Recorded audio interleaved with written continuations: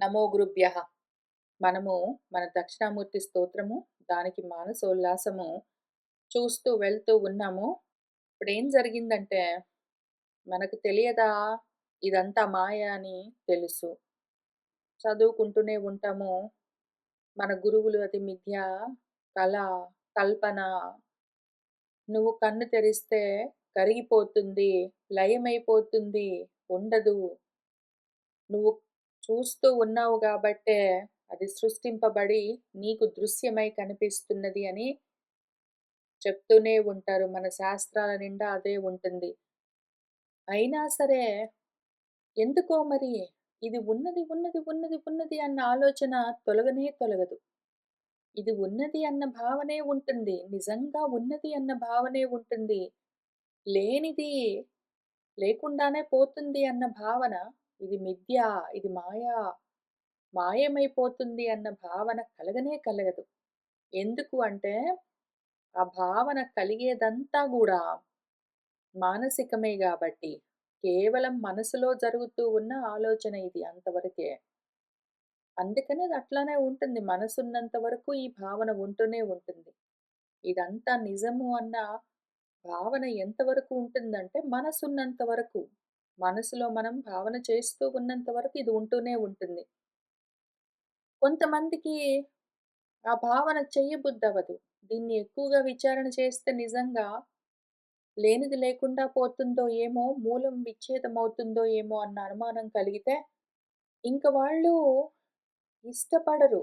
ఇది లేదు అని చెప్తే వినడానికి వాళ్ళకి మనసు అంగీకరించదు. మనసు ఒప్పుకోదు. మనసే ఈ విధమైన బంధం కలిగిస్తుంటుంది. ఆ మనస్సు వాడిని బయటపడనివ్వదు. ఎందుకు అంటే వాడికి మనసుని మించి దాటి భావన చేయగలిగిన జ్ఞానం ఇంకా కలక్కపోతే మూల విచ్ఛేదనం జరిగేందుకు అవకాశం ఉన్న ఆత్మ విచారణ మనసు చెయ్యకపోతే వాళ్ళ పక్షంలో ఇంక మోక్షమన్నది మనస్సుకు సంభవించదు. కాబట్టి మనము మనస్సు మీద ఫోకస్ చేయవలసి ఉంటుంది. ఇంకిక్కడి నుంచి కొన్ని శ్లోకాలు ఆ మనసు గురించి చెప్తూ వస్తూ ఉన్నారు. తిస్రః అపి అవస్థాః మనసః జాగ్రత్ స్వప్న సుషుప్తయః చక్రవత్ పరివర్తంతే భేద భ్రాంతి ఏక హేతవః. మనసుకు 3 గుణాలుంటాయి. మనసుకు 3 అవస్థలుంటాయి. అదేం చేస్తుంది? ఈ 3 గుణాలను పెట్టుకుని 3 అవస్థలలో జాగృదవస్థ, స్వప్నావస్థ, సుషుప్తి అవస్థ అని ఈ అవస్థల్లో చక్రవత్ చక్రంలాగా ఒక దాంట్లో నుంచి, ఒక దాంట్లో నుంచి, ఒక దాంట్లో నుంచి, ఒక దాంట్లో నుంచి, ఒక దాంట్లో నుంచి, ఒక దాంట్లో నుంచి మనసు గిరగిరా, గిరగిరా, గిరగిరా, గిరగిరా గుండ్రంగా తిరుగుతూనే ఉంటుంది. మనసు యొక్క ఈ 3 తిస్రః అవస్థాః మనసువే అపి ఇవి. మానసికమైన అవస్థలివి. జాగ్రత్త అన్నది, స్వప్నం అన్నది, సుషుప్తి అన్నది బయటెక్కడో లేదు. మనసే జాగ్రత్త అవస్థ అనుకుంటే జగత్ సృష్టిస్తుంది.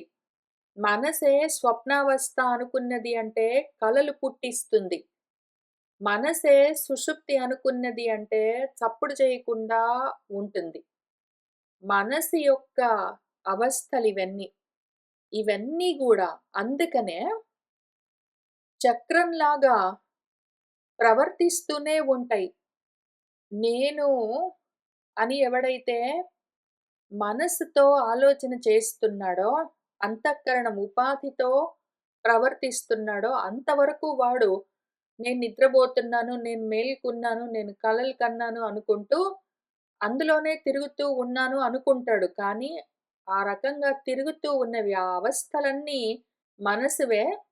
ఆ విధంగా ప్రవర్తిస్తున్నదంతా మనసే. ఎందుకట్లా చేస్తున్నది మనసు అంటే భేదాలు చూస్తుంది. ఉదరమంతరము, ఉత్ అరం ఏమాత్రము ఎంత అల్పమైన భేదాన్ని చూసినా సరే భ్రాంతి కలుగుతుంది. అంటే భ్రమణము, తిరగడము. తిరగడం ఎక్కడ? కలల్లో నుంచి మెలకువలో నుంచి, నిద్రలో నుంచి ఇంక అన్ని 3 నిద్రలే. జాగ్రత్త, స్వప్న, సుషుప్తి అని 3 అవస్థలుగా మనం చెప్పుకుంటూ ఉన్న వాటిలో ఒక్కటి గూడా నిజంగా జాగృత అవస్థ లేదు. 3 నిద్ర. 3 నిద్ర. ఈ నిద్రలోనే మళ్ళీ 3 రకాల నిద్ర ఉంటుంది. అసలు మెలుకువవడము అంటే ఈ కలలో నుంచి పూర్తిగా, కల అంటే ఏమి మళ్ళీ మాయ, మిథ్య, భేదం చూసే బుద్ధి. దానివల్ల భ్రమ అంటే పరిభ్రమిస్తూ గిరగిరా గిరగిరా చక్రంలాగా ఒక అవస్థ నుంచి ఒక అవస్థలోకి, ఒక అవస్థలో నుంచి ఒక అవస్థలోకి తిరుగుతూ ఉండడము ఏకం అదొక్కటే హేతువు, కారణము. భేద బుద్ధి ఉండడం వల్ల ఆ భ్రాంతి, భ్రమణం కలగడమే ఒకే కారణం. మనస్సు ఈ విధంగా అవస్థల్లో ప్రవర్తిస్తూ ఉంటుంది. తాభిః కరోతి కర్మాణి పునః తైః బధ్యతే మనః. మనసః కేవలః సాక్షి భానువత్ పురుషః పరః. తాభిః ఈ అవస్థలు పెట్టుకుని, 3 అవస్థలు పెట్టుకుని అవస్థాత్రయం అనుకుంటూ, 3 గుణాలు పెట్టుకుని గుణత్రయం అనుకుంటూ, వీటితోటే మన మనస్సు పునః మళ్ళీ మళ్ళీ ఆ మనస్సు మళ్ళీ మళ్ళీ కర్మాణి కరోతి కర్మలు చేస్తూనే ఉంటుంది మనసే. పునః మళ్ళీ తైహి వాటికి బధ్యతే అదే బంధింపబడుతూ ఉంటుంది. అదే పోయి తగులుకుంటుంది. అదే కర్మలు చేస్తుంటుంది. అదే తిరుగుతూ ఉంటుంది గిరగిరా, గిరగిరా, గిరగిరా. ఇదంతా జరుగుతుంటే మరి వాడేం చేస్తున్నాడు? ఆ పురుషుడు పురిసేతే ఇతి అని పురంలో ఉన్నవాడు వాడేం చేస్తున్నాడు మధ్యలో అంటే వాడేమీ చెయ్యడు. వాడు కేవలః సాక్షి. వాడు కేవలం సాక్షిగా ఉంటాడు. ఎట్లా? భానువత్ సూర్యుడిలాగా. దేనికి సాక్షి? ఈ మనసు చేస్తున్న వాటన్నింటికి. మనసు ఏ ఏ అవస్థల్లో తిరుగుతున్నా, ఏ ఏ గుణాలతో ప్రవర్తిస్తున్నా, ఆ గుణాల్ని బెట్టుకుని ఏ కర్మలు చేస్తూ ఉన్నా, అది దానికవే చిక్కుముళ్ళన్నీ వేసుకుని తనను తాను బంధించుకుంటున్నా, మళ్ళీ అదే ముళ్ళన్నీ విప్పతీసుకుని బయటబడుతున్నా, అది ఏ వేషం వేసినా సరే, కేవలము సాక్షిగా మాత్రమే చూస్తూ ఉంటాడు. వాడేమీ చెయ్యడు. ఈ క్షేత్రం ఏమి చేసినా సరే, ఆ క్షేత్రజ్ఞుడు ఓన్లీ క్షేత్రం యొక్క జ్ఞానంతో ఉంటాడు. అంతే ఊరికనే చూస్తూ ఉంటాడు కేవలం. భానువత్ సూర్యుడిలాగా ఎట్లా అంటే, ఆకాశంలో సూర్యుడుంటాడు. పొద్దున సూర్యుడు ఉదయించేసరికి ప్రాణులన్నీ నిద్ర మేల్కొని కింద భూమి మీద రకరకాల కర్మలు చేస్తూ ఉంటాయి. అయితే ఇక్కడ భూమి మీద కర్మలు జరగడానికి ఆకాశంలో సూర్యుడు కారణమైనట్టుగా కనిపిస్తున్నా గూడా, సూర్యుడు ఈ కింద భూమి మీద ఉన్న ప్రాణులు చేస్తూ ఉన్న కర్మలకు బద్ధుడు గాడు, బాధ్యుడు గాదు, వాటి నుంచి ముక్తుడు గాదు, ఆ కర్మలు చేయించే కర్త గాదు, వాటి వల్ల కలిగే ఫలితాలకు భోక్తాగాడు. అసలు ఏ సంబంధం లేదు. ఈ ప్రాణులు కర్మ చేసుకోవచ్చు, మానుకోవచ్చు, ఏడవచ్చు, నవ్వచ్చు, నిద్రపోతూ ఉండొచ్చు, తిరుగుతూ ఉండొచ్చు, ఏమైనా చేసుకోవచ్చు. నీ వల్లే నేను ఇంత చేస్తున్నాను అని నమస్కారాలు చెయ్యొచ్చు. సూర్యుడు లేకపోతే మాకేమి లైట్ వేసుకొని చేస్తున్నాను అనుకోవచ్చు. ఏది చేసినా సరే కేవలం సాక్షిగా, కర్మ సాక్షిగా. అసలు సూర్యుడికి కర్మ సాక్షి అని పేరున్నది. కేవలం కర్మలకు సాక్షిగా మాత్రం ఊరికనే అక్కడ ఉంటే, అదెప్పుడూ అట్లానే ఉంటుంది. సూర్యుడు అదెప్పుడూ అట్లానే ఉంటుంది. ఇక్కడ కింద భూమి మీద మనుషులు ఇంక పడుతూ ఉంటారు, లేస్తూ ఉంటారు, పరిగెడుతూ ఉంటారు. ఏమీ సంబంధం లేదు దానికి. అట్లానే కేవలము సాక్షిగా మాత్రము పురుషుడు అక్కడ ఉంటే, మనసే ఈ నాటకాలన్నీ ఆడుతూ ఉంటుంది. పురుషుడు ఆడట్లేదక్కడ. క్షేత్రజ్ఞుడు ఇవన్నీ చెయ్యడు. వాడికి సంబంధం లేదు. యథా ప్రాణికృతైః అర్కః కర్మభిః న ఏవ బధ్యతే తథా మనఃకృతైః ఆత్మా సాక్షిత్వాత్ న ఏవ బధ్యతే. యథా ఏ విధంగానైతే ప్రాణికృతైః భూమి మీద ప్రాణులు ఏవేవో కర్మలన్నీ చేసుకుంటూ ఉంటే, వాటి వల్ల కలిగిన కర్మల చేత అర్కః సూర్యుడు నా బధ్యతే ఏవ బద్ధుడు కానేగాడు. భూమి మీద ప్రాణులేవో కర్మలు చేస్తూ ఉంటే ఆకాశంలో ఉన్న సూర్యుడికేమి సంబంధము? ఏమి సంబంధము అంటే సూర్యుడున్నాడు గాబట్టి కింద భూమి మీద ప్రాణులు కర్మలు చేసుకుంటున్నాయంటే, అయితే అయ్యింది.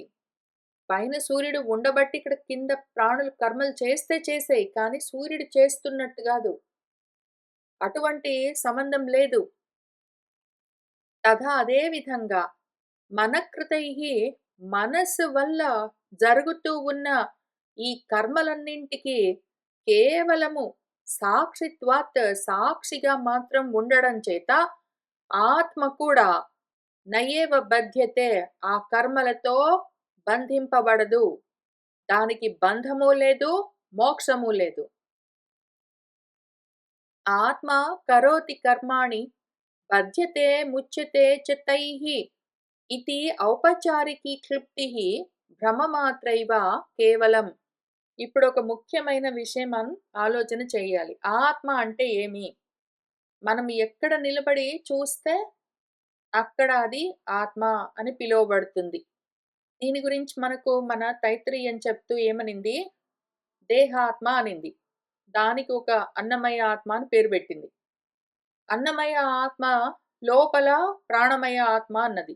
దాని లోపల మనోమయ ఆత్మ అనింది. అందులో జ్ఞానమయ ఆత్మ అనింది. అందులో ఆనందమయ ఆత్మ అనింది. ఈ ఆత్మలన్నీ సరే గాని అసలు బ్రహ్మం ఒకటున్నది అని చెప్తూ వస్తూ ఉన్నది. మనమేం చేస్తాము? ఈ ఆత్మ అనగానే అయితే దేహం చూసుకుంటాము. స్థూల దేహాన్ని చూసి ఏదో మనకు పురాణాల్లో గూడా మాటిమాటికి ఏం రాస్తారు? ఆత్మజుడు, ఆత్మజులు అని పిలుస్తారు. అంటే ఆయన కొడుకు, ఆయన కూతురు అని చెప్తూ ఉన్నప్పుడు. అంటే ఏంటి? దేహం నుంచి దేహానికి. స్థూలంగా భార్యాభర్తలు కలవడం వల్ల స్థూలంగా ఇంకొక జీవి కలిగితే అదిగో అది ఆత్మజము. ఆత్మ అంటే దేహము. అక్కడి నుంచి జన్మించింది అని నా ఆత్మజుడు అని అట్లా పిలుస్తారు. ఇంకొక్కొక్కసారి ఎట్లా ఉంటుంది? నా ఆత్మజుడు అంటే మనసు నుంచి. అప్పుడు మళ్ళీ స్పెసిఫిక్‌గా చాలా స్పెషల్‌గా నా ఔరసపుత్రుడు అని చెప్తారు. అంటే ఉరస్ వక్షస్థలం అంటే హృదయం నుంచి, మనస్సు నుంచి అని. అక్కడ కూడా మళ్ళీ ఆత్మజుడు అనే పిలుస్తారు. దాన్ని గూడా మనసుని గూడా ఆత్మ అనే అంటారు. అయితే కానీ ఇంకా కొంచెం జాగ్రత్తగా చూస్తే వీటికి తగులుకోకుండా ఉన్న, అన్నీ అయి ఉన్న, ఏకమై ఉన్న, అనేకంగా ఉన్నట్టుగా కనిపిస్తూ కానీ అసలు ఏకమై ఉన్న ఆత్మ ఏదున్నదో అది కూడా ఒకటున్నది. ఈ ఆత్మ అన్న టర్మ్‌ని చాలా సింప్లర్ టర్మ్స్‌లో ప్రతి చోట ప్రయోగిస్తూ ఉండడం వల్ల ఏ ఆత్మో తెలియకుండా ఉంటుంది. ఏ ఆత్మో తెలియకుండా కన్‌ఫ్యూజన్ ఉంటుంది. ఆత్మ కర్మాణి కరోతి ఆత్మే కర్మలు చేస్తుంది అంటే ఆ పరమాత్మ ఏదున్నదో అంటే అన్నమయ ఆత్మ, ప్రాణమయ ఆత్మ, మనోమయ ఆత్మ, ఆనందమయ ఆత్మ ఇవన్నీ గాదు. వీటన్నింటికి లోపల ఉండి వీటన్నింటికి సాక్షిగా ఉన్న ఏ పరమాత్మ ఉన్నదో, ఆ పరమాత్మ ఈ కర్మలన్నీ చేస్తూ ఉన్నట్టుగా కూడా మనకు ఇక్కడ అనిపించొచ్చు. సరిగ్గా చూసుకోకపోతే. కానీ కాదు. ఇక్కడ చెప్తున్నది ఆత్మ, మనోమయ ఆత్మ, మనస్సు. మనసే కర్మలు చేస్తూ ఉంటుంది. మనసే కర్మలతో తగులుకుంటుంది. మనసే కర్మల నుంచి వేరుగా ఉంటుంది. మనసే ఇవన్నీ చేస్తూ ఉంటుంది. మనసుకే బంధము, మోక్షము. ఆ మనసుని కూడా ఆత్మ అని పిలుస్తారు. అంత మాత్రాన పరమాత్మ మనసైపోలేదు. లేదా పరమాత్మకు కర్మలు, బంధాలు, ముక్తులు ఉండడము లేదు. కాబట్టి ఏ ఆత్మ గురించి చెప్తూ ఉన్నారో, మనం ఏ ఆత్మ దగ్గర నిలబడి మాట్లాడుతూ ఉన్నామో, ఏ ఆత్మగా తాదాత్మ్యం చెంది మాట్లాడుతున్నామో చూసుకోవాలి. ఆత్మ అంటే మనసే తైహి వాటి చేత, వేటి చేత అదే గుణాలు బెట్టుకుని, ఆ గుణాలతో అదే రకరకాల అవస్థలు కల్పించుకుని, ఆ అవస్థలతో రకరకాల కర్మలు చేస్తూ ఉంటుంది. ఆ కర్మలతో అదే బంధింపబడుతూ ఉంటుంది. ఆ కర్మల్లోకి వెళ్లి తగులుకుంటుంది. ఆ కర్మల్లో నుంచి బయటపడుతుంటుంది. ఏంటో అవస్థలన్నీ పడుతూ ఉంటుందది. కానీ ఏంటంటే ఆత్మ అన్నదానికి ఇంటర్ప్రిటేషన్ ఎట్లా పడితే అట్లా చేయడం వల్ల ఔపచారికంగా, గౌణంగా మాత్రము చెప్పుకోవడం జరుగుతూ ఉంటుంది. ఆత్మ కర్మలు చేస్తూ ఉంటుంది. ఆత్మకు బంధము, ఆత్మకు మోక్షము అంటే ఏ ఆత్మ? పరమాత్మ గాదు. కేవలం మనస్సు. అయితే కానీ గౌణంగా, ఔపచారికంగా ఉపచారం అంటే ఉపసమీపే చరించడము. ఆత్మకు దగ్గరగా ప్రవర్తిస్తూ ఉండడం వల్ల ఆత్మలాగానే ప్రవర్తిస్తూ ఉండడం. నాకు నా కొడుక్కు భేదం లేదండి. నేనేది చెప్తానో వాడదే చెప్తాడు. వాడు చెప్పింది నేను చెప్పినట్టే. మేమిద్దరము ఒకే మాట మీద ఉంటాము. మేము ఒకటేనండి అని ఎంత చెప్పినా సరే, ఎన్ని రకాలుగా చెప్పినా సరే, నేను వేరు, నా కొడుకు వేరు అన్న ఆలోచన వదలకుండానే, ఆ భేద బుద్ధి వదలకుండానే, వాడు నేను ఒక్కటే అని చెప్తే గూడా అది పని చెయ్యదు. దాని పేరు గౌణము. దాని పేరు ఔపచారికము. ఆ భేద బుద్ధి నిజంగానే లేకుండా, ఉన్నదంతా ఒక్కటే సోహం, అది నేను అని ఒకవేళ అనగలిగితే, అది గౌణం ఎందుకవుతుంది? అప్పుడది రూఢ్యర్థం అవుతుంది. ప్రధానార్థం, ముఖ్యార్థం అవుతుంది. పరమార్థం అవుతుంది. కానీ ఇక్కడ ఔపచారికంగా భేదాన్ని చూస్తూనే, భేదాన్ని వదిలిపెట్టకుండానే ఆత్మ అని చెప్పినప్పుడు అది కేవలం మనసు కల్పించిన మాయ. అసల మనసే మాయ. ఇప్పుడు ఈ మనసేం జేస్తుంది ఈ రకంగా ఉపచారం చేస్తుంటుందది. ఉపచారం చేస్తుంటుంది. అంటే పరమాత్మకు సన్నిహితంగా వ్యవహరిస్తుంటుంది కాబట్టి, దానిలాగానే బిహేవ్ చేస్తుంటుంది.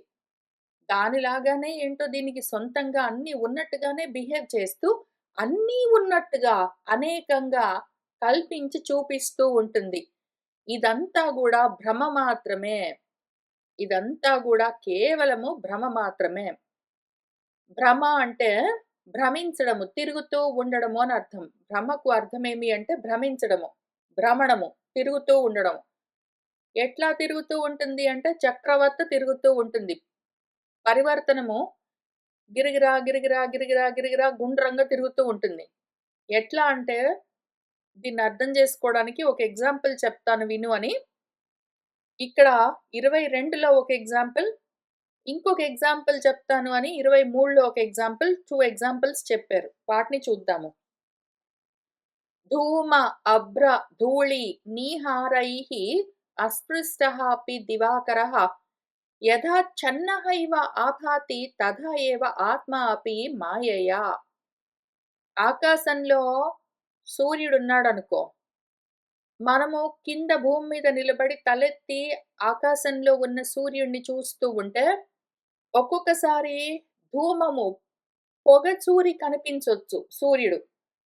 ఏదో ఎక్కడి నుంచో ఏదో అగ్ని రగులుకున్నది. అక్కడి నుంచి బాగా పొగ పైకి లేచింది. ఇంక దాంతో నేను నిలబడ్డ చోటు నుంచి పొగ కనిపిస్తూ ఉంటే, ఆ పొగ వెనకాల సూర్యుడున్నాడు గాబట్టి, సూర్యుడికే పొగ కలిగింది అని సూర్యుడు పొగతో ఉన్నాడు అని చూడొచ్చు. లేదా అభ్రము, మేఘాల చాటుకి వెళ్ళిపోయాడు. సూర్యుడు కనిపించట్లేదు.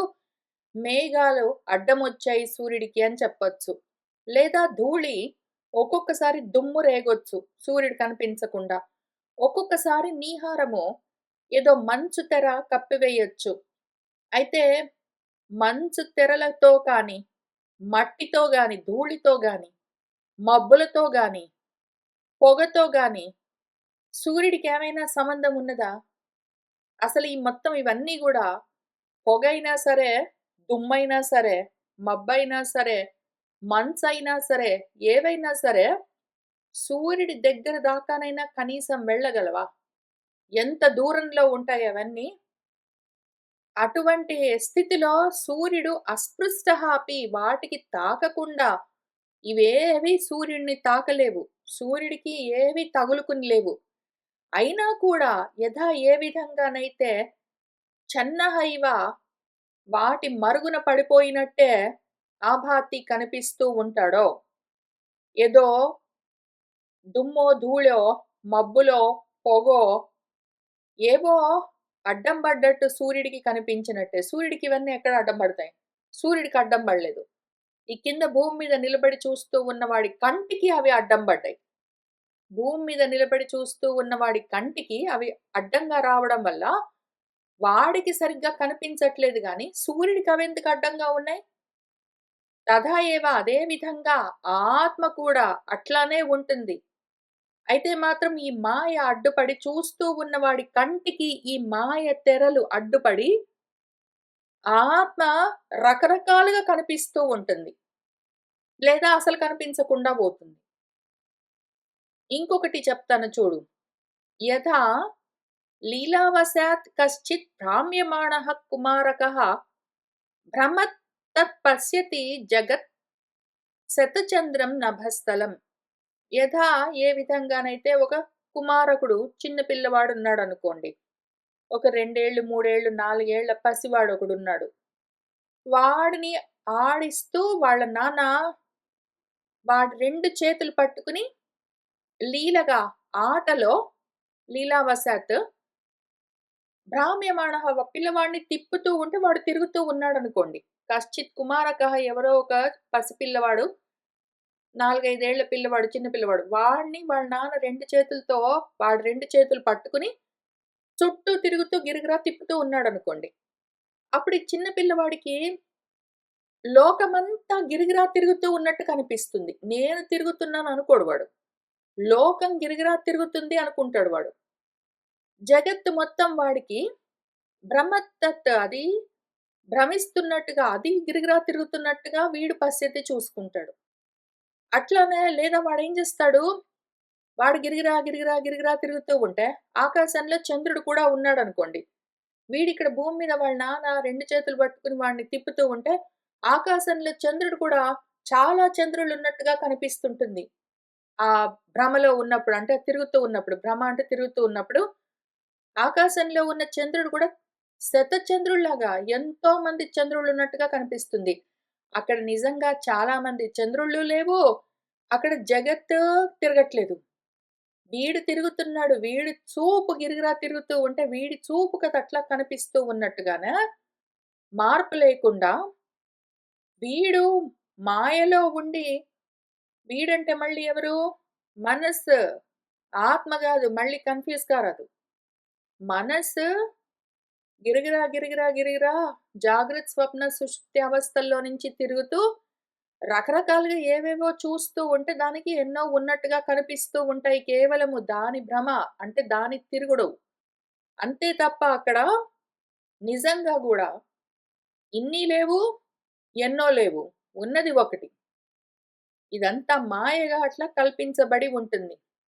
పైగా ఇక్కడ ధూమ, అభ్ర, ధూళి, నీహారాలతో స్పృశించబడకపోయినా కూడా సూర్యుడు చెన్నహైవ వాటి మరుగున పడిపోయినట్టు అని ఏది చెప్తున్నారో, ఇది మళ్ళీ ఒక్క విషయము. మొత్తం కలిపి 3 ఉన్నాయి ఇందులో. దీన్ని ఇంతకు ముందు మనకు 4 శ్లోకానికి అర్థం చెప్తూ, మన శంకర్ల వారు మనకు 4 పద్యం రాసిచ్చినప్పుడు దానికి అర్థాన్ని చెప్తూ మన సురేశ్వర్ల వారు ఇక్కడ జాగ్రత్ స్వప్నోద్భవం సర్వం అసత్యం జడం అంధవత్ ఈశ్వరుడు నేను అన్న భావన పోయి మనసు పైకొచ్చి ఎన్నో విధాలుగా అసత్తంతా కల్పించుకుని చూస్తూ ఉంటుంది అని చెప్తూ ఉన్న సందర్భంలో నిర్వికల్పః చ శుద్ధః చ మలినః చ ఇతి అహం. అహం, అహం అంటే ఆ మనసేదున్నదో అది 3 విధాలుగా ఉంటుంది. ఆ అహం, అహం ఏది మళ్ళీ? మనసుని కల్పించుకుంటూ ఉన్న అహంకారము. అది మళ్ళీ 3 విధాలుగా ఉంటుంది. అందులో ఒకటి నిర్వికల్పమైన పరబ్రహ్మము. రెండోది శుద్ధ బ్రహ్మము. మూడోది మలిన బ్రహ్మము. నిర్వికల్ప బ్రహ్మము పరబ్రహ్మం ఎట్లా ఉంటుంది అంటే నిర్ధూత అఖిల కల్పనం. దానికి ఏ కల్పనలు లేవు. అన్ని అఖిల కల్పనలు నిర్ధూతము దులిపేసుకొని ఉంటుంది. దానికి ఏమీ లేదు. స్వచ్ఛం అంటే స్వచ్ఛం. దానికి ధూళి లేదు. అంధకారము లేదు. ధూమము, పొగ లేదు. అభ్రములు, మబ్బులు లేవు. లేదా నీహారములు, మంచు తెరలు లేవు. ఏవీ లేకుండా పూర్తిగా నిర్ముక్తమై ఉన్న ఆకాశము ఎట్లా ఉంటుందో, ఆకాశంలో మబ్బులు లేవు, ధూళి లేదు, మంచు లేదు, చీకటి లేదు, ఏమీ లేదు. కేవలం ఆకాశం, ప్రకాశం మాత్రం ఉన్నదనుకోండి. అదెట్లా ఉంటుందో అంత స్వచ్ఛంగా, నిర్వికల్పంగా ఉంటుంది పరబ్రహ్మము. అయితే కానీ మాత్రము వీడికి ఇంకా అటువంటి స్థితి కలగలేదు. ఇప్పుడిప్పుడే వివేకం ఉదయిస్తూ ఉన్నది వాడికి. అంటే ఆ మనసుకి ఆ అహం అని వాడేదనుకుంటున్నాడో అంతఃకరణము వాడికి అప్పుడప్పుడే ఇంకా వివేకము కలుగుతూ ఉన్నది. ఆ వివేక సమయంలో దేహము, నేను మొదలైన అభిమానాలన్నీ నెమ్మది నెమ్మదిగా వ్యపోహనము తొలగిపోతూ ఉంటే, ఇంక వాడి అంతఃకరణము శుద్ధమవుతూ ఉంటుంది గదా! శుద్ధమవుతూ ఉన్న అంతఃకరణంలో ఏవో మబ్బులు లేవు, దుమ్ము లేదు, మంచు తెరలు లేవు, పొగ లేదు, చీకటి లేదు. కానీ మాత్రము అక్కడక్కడక్కడక్కడ నక్షత్రాలున్నట్టుగా కనిపిస్తూ ఉంటుంది. కించిత్ యథా అంతరిక్షం సంక్షిప్తం నక్షత్రైః కించిత్ ఈక్షతే. ఆ విధంగా అక్కడక్కడ అసల ఆ నక్షత్రాలు కూడా ఎందుకు? మొత్తం ఆకాశం స్వచ్ఛంగా, నిర్మలంగా అంతా బానే ఉంది గానీ, అక్కడక్కడ నక్షత్రాలు కనిపించినట్టు, వీడికి వేరే వేరే వస్తువులు కూడా కనిపిస్తూ ఉంటాయి. సత్ ఆకాశము, అసత్ ఈ నక్షత్రాలు. సత్ కనిపిస్తుంటుంది, అసత్ కనిపిస్తుంది. వాడికి వివేక సమయము వాడిలో వివేకం ఉదయిస్తూ ఉన్న సమయంలో సత్తు తెలుస్తూ ఉంటుంది, అసత్తు తెలుస్తూ ఉంటుంది. కానీ కనీసము కనిపించినంత వరకు శుద్ధంగా కనిపిస్తూ ఉంటుంది గాబట్టి దాని పేరు శుద్ధ బ్రహ్మం అని పిలుస్తారు. అయితే కానీ మలిన బ్రహ్మం ఉంటుంది. దేహేంద్రియాది సంసర్గాత్ మలినం కలుషీకృతమై ఉంటుంది.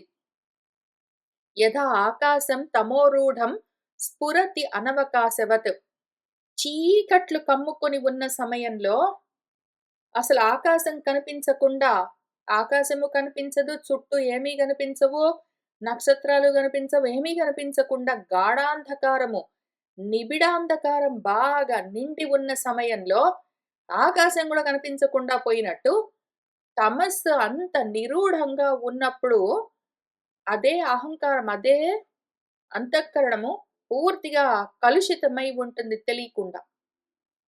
మనము ఈ నాలుగో మంత్రానికి అర్థం చూస్తూ ఉన్న సమయంలో 3 చూసుకోవాల్సొచ్చింది. అసలు శుద్ధ బ్రహ్మం ఏంటో తెలియాలి మనకి. ఆ తర్వాత దానికన్నా ముఖ్యము పరబ్రహ్మము, నిర్వికల్ప, నిర్గుణ, నిరాకార బ్రహ్మం తెలియాలి. అది తెలియకపోతే కనీసం శుద్ధ బ్రహ్మం. అది కాకపోతే ఇంక మొత్తమే కలుషీకృతమైన, మలినమైపోయిన బ్రహ్మం మాత్రమే తెలుస్తూ ఉంటుంది అని చెప్తూ వచ్చారు.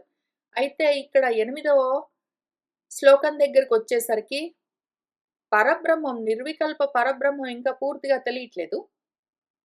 అయితే పూర్తిగా కలుషీకృతమై లేదు.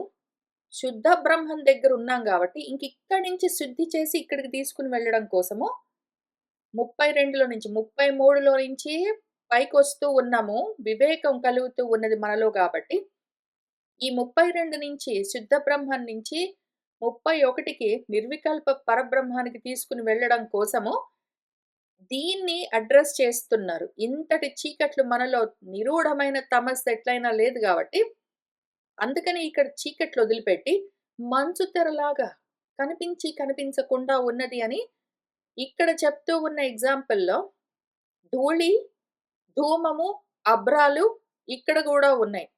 ధూమము, ధూళి, అభ్రాలు. అయితే ఇక్కడ చీకట్లు గూడా ఉన్నాయి. ఇక్కడ చీకట్లు తొలగుతూ ఉన్నాయి గాబట్టి మంచు తెరలు బెట్టారు. వీటన్నింటికి కూడా తగులుకోకుండా సూర్యుడు ఉన్నట్టుగానే నువ్వు ఇవేవో వేర్వేరుగా కనిపిస్తూ ఉన్నాయి గిరిగిరా, గిరిగిరా, గిరిగిరా తిరుగుతూ ఉన్న చూపుకు రకరకాలుగా ఉన్నట్టుగా కనిపిస్తున్నాయి ఏవో ఉన్నాయి గదా! అవి నిజంగా లేవు అని అదంతా మాయ అని చూపిస్తూ వస్తూ ఉన్నారు. తదా ఏవ మాయయా జీవః భ్రామితः వాసనావశాత్ నానా ఆకారం ఇదం విశ్వం భ్రమమాణం చ పశ్యతి.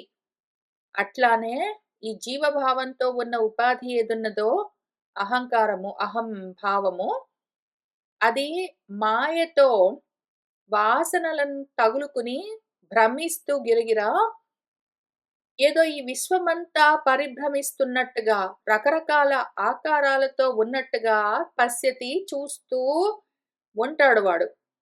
సంసృజ్య మనసా దేవః సంసరన్ ఇవ లక్ష్యతే యథా అర్కః జల సంసర్గాత్ చలనాత్ ఏవ లక్ష్యతే. మనసుతో కూడి ఉండడం చేత నేను అన్న భావన ఏదున్నదో అది సంసారిలాగా కనిపిస్తూ ఉంటుంది. ఎట్లా అంటే యథా అర్కః సూర్యుడు ఆకాశంలో అట్లానే నిశ్చలంగా ఉండి కూడా ఏదో భూమి మీద ఉన్న జలపాత్రల్లో, ఏదో నదుల్లో, చెరువుల్లో వాటిలో ప్రతిఫలించి పైన ఆకాశంలో ఉన్న సూర్యుడు నీళ్లలో పడేసరికి ఏమవుతుంది? సూర్యుడు గూడా కదిలి కదిలిపోతూ ఉన్నట్టుగా, చాలా సూర్యుళ్ళు ఉన్నట్టుగా చలనాత్ చలిస్తూ చలిస్తూ అనేకంగా, నానాకంగా ఉన్నట్టుగా కనిపిస్తూ ఉంటుంది. నిజంగా లేదు. ఆకాశంలో నిశ్చలంగా నిలబడి ఉన్న సూర్యుడికి ఎన్నోగా ఉండడం, రకరకాలుగా ఉండడం రెండూ అవసరం లేదు. అయితే దాని ప్రతిబింబం ఇక్కడ నీళ్ల పైన పడి, ఆ ప్రతిఫలిస్తున్న సూర్యుడు రకరకాలుగా ఉండొచ్చు, కదిలి కదిలిపోతూ ఉండొచ్చు. కానీ నిజంగా సూర్యుడికి వాటితో సంబంధం లేదు. అట్లానే ఆత్మ ఈ మనస్సు అన్న ఉపాధి ఏదున్నదో దానిపైన పడి ప్రతిఫలిస్తూ ఉంటే, ఆ మనస్సుకి రకరకాల ఆకారాలు ఉన్నట్టుగా, అవన్నీ కదులుతూ ఉన్నట్టుగా అనిపిస్తూ ఉంటుంది గానీ, అసలు ఒరిజినల్ పరబ్రహ్మము, నిర్వికల్ప పరబ్రహ్మం ఏదున్నదో పరమాత్మ, దానికి కదలికలు లేవు, దాంట్లో రకరకాలుగా రూపాలు లేవు. అది రకరకాల రూపాలతో కూడా లేదు. యోగాభ్యాసవశాత్ ఏన మనః నిర్విషయం కృతం నివృత్తః సః పుమాన్ సద్యః జీవన్ముక్తః భవిష్యతి. ఎప్పుడైతే యోగాభ్యాసవశాత్ యోగాభ్యాసంతో యోగాభ్యాసం అంటే కోరికలు తగ్గించుకో, సంసర్గాలు అంటే మిగిలిన వాటితో తగులుకుని ఉండడం ఆసక్తులన్నీ తగ్గించుకో, జ్ఞానం పెంచుకో, సదసద్వివేకం చేస్తూ ఉండు అని చాలా చెప్తూ వస్తారు. అవన్నీ చేస్తూ ఉండడం చేత మనస్సు ఎప్పుడైతే నిర్విషయంగా విషయాలు వేర్వేరుగా విషయాలని చూడడము వదిలిపెడుతుందో, ఎటువంటి యోగాభ్యాసం వల్ల మనసులో ఇటువంటి వికారాలు నశిస్తాయో, అప్పుడు సహ పుమాన్ ఆ మనిషి వాటిలో నుంచి నివృత్తః వెనక్కి తిరిగి సద్యః వెంటనే జీవన్ ఆ జన్మలో ఉన్నట్టుగా కనిపించినా గూడా ముక్తుడై ఉంటాడు. వాడింక అందులోంచి బయటపడిపోతాడు. ఆత్మ గాదు. నేను అన్న భావనతో ఎవడున్నాడో వాడు. ఈ విషయం ఎక్కడుంది మనకు శాస్త్రాల్లో అంటే, మన ఉపనిషత్తులో బృహదారణ్యకంలో కొన్ని మంత్రాలుంటాయి. అందులో ఉన్న విషయాన్ని ఇక్కడ చూపిస్తూ వస్తూ ఉన్నారు మన సురేశ్వర్ల వారు. ద్వౌ సుపర్ణౌ చ సయుజౌ అభవత్ మాయయా శివః అజామ్యేకాం ఏకః నానా ఇవ ఆసీత్ ఇతి శృతిః. ఇదే విషయం గురించి మళ్ళీ మనకు మన భాగవతంలో గూడా వ్యాసుల వారు పురంజనుడు అని ఉన్నాడు. వాడికి ఒక సఖుడున్నాడు. ఈ సఖుడు అవిజ్ఞాత నామ, అవిజ్ఞాత చేష్ట. వాడేమి చెయ్యడు, వాడికి పేరు లేదు, ఏమీ లేదు. వాడోడున్నాడు. వాడో ఫ్రెండ్. వాడోడు, వీడోడు ఇద్దరు ఫ్రెండ్స్. అని చెప్తూ ఉన్నదేదున్నదో, దాన్ని మన ఉపనిషత్తు ఇక్కడ అదిగో ద్వౌ సుపర్ణౌ 2 పక్షులున్నాయి. సయుజౌ 2 తగులుకునున్నాయి. స్నేహితులు. ఇప్పుడు 2గా ఉన్నవి అని ఎందుకు చెప్పవలసొచ్చింది? ఇంతే మాయ. మాయ వల్ల అదే శివము 2 పక్షులున్నట్టుగా తగులుకుని ఉన్న 2 పక్షులున్నట్టుగా అభవత్ అదే అయ్యింది. అదేం జేస్తుంది? అజ్జం అని ఒకటున్నది. దాన్ని బెట్టుకుని జుషన్ ఆనందిస్తూ, ఆ అనుభవాలు పొందుతూ మన పురంజనుడు ప్రమదను బెట్టుకుని ఏవో అనుభవాల వెంటబడిపోయినట్టు, వాడు ఏకహ ఒక్కడే అయి ఉండి, నానా ఇవ ఎన్నో ఉన్నట్టుగా ఆసీత్ ఉన్నది అని మనకు శృతి బృహదారణ్యక ఉపనిషత్తు కూడా చెప్తూ వచ్చింది. ఉన్నదింతకి ఒక్కటి. అది చాలా ఉన్నట్టుగా భావన చేయడం వల్ల, మనసన్న ఉపాధి వల్ల ఆ విధంగా అనిపిస్తూ ఉంటుంది గానీ, నిజంగా ఉన్నది ఒక్కటి, చాలా లేవు. ఏకమేవ అద్వితీయం అని చెప్తూ ఉన్నారు. దానితో ఈ శ్లోకము, దాని భాష్యము పూర్తయ్యాయి. ఇతి శ్రీ దక్షిణామూర్తి స్తోత్రార్థ ప్రతిపాదకే ప్రబంధే మానసోల్లాసే అష్టమోల్లాసః సంపూర్ణం. ఇంకా తర్వాత మనకు 9వ శ్లోకము, ఇంక అక్కడి నుంచి దాని విచారణ మొదలవుతుంది. ఈలోగా మనం మళ్ళీ వచ్చి కూర్చుని, ముందు మన అమృత బిందు ఉపనిషత్ మనసు గురించి ముఖ్యంగా విచారణ చేస్తుంది గాబట్టి, దాన్ని చూసుకుని, అది పూర్తయిన తర్వాత అందులో ఒక 22 మంత్రాలేవో ఉంటాయి. చిన్న ఉపనిషత్. దాన్ని విచారణ చేసి, ఇంక మళ్ళీ వచ్చి కూర్చొని ఇక్కడి నుంచి చదువుకుంటూ ముందుకు వెళ్దాము. మనసు గురించి మనకర్థం గావాలి. బంధము, మోక్షము దానికే. కర్మలు, అనుభవాలు దానికే. అన్ని రకాల అవస్థలు దానివే. అయినా కూడా నావి అని అనుకోవడం ఈ మాయ ఎందుకున్నది? దాన్ని ఎట్లా తొలగించుకోవాలి? ఆ మాయ తొలగితే నేనెవరు? అని మనకు ఆ ఉపనిషత్తు ఎంతవరకు నేర్పిస్తుంది? శుద్ధ పరబ్రహ్మం మనకు అర్థమైనంత వరకు నేర్పిస్తుంది. అది చూస్తూ వద్దాము. దాని తర్వాత మళ్ళీ వచ్చి కూర్చొని ఇక్కడ చదువుకుందాము. ఇవాల్టికి ఇక్కడికి ఆపుతున్నాను. శుభం భవతు.